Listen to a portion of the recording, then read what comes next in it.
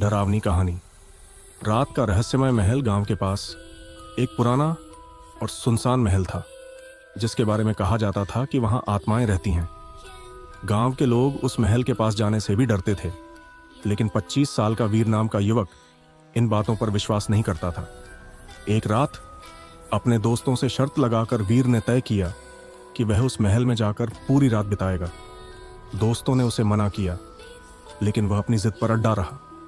रात के अंधेरे में वीर टॉर्च और एक छोटी सी लकड़ी लेकर महल के अंदर पहुंचा।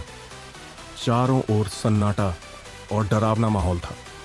जैसे ही वह अंदर गया, महल के दरवाजे अपने आप बंद हो गए। वीर थोड़ा घबराया, लेकिन उसने खुद को संभाला। वह एक बड़े हॉल में पहुंचा, जहां चारों तरफ धूल और टूटे हुए फर्नीचर पड़े थे। तभी उसे लगा कि किसी ने उसके कंधे पर हाथ रखा है। वीर ने पलटकर देखा, लेकिन वहां कोई नहीं था। अब उसका दिल तेजी से धड़कने लगा। अचानक उसे सीढ़ियों से किसी के चलने की आवाज आई।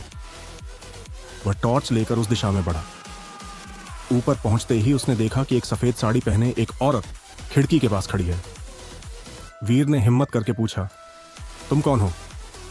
औरत ने धीरे से उसकी ओर देखा। उसकी आंखें गहरी लाल थीं और चेहरा ऐसा था जैसे किसी ने उसे जला दिया हो। औरत ने चीखते हुए कहा, यहां से चले जाओ, नहीं तो तुम्हारा भी यही हाल होगा। वीर डर के मारे वहां से भागने लगा।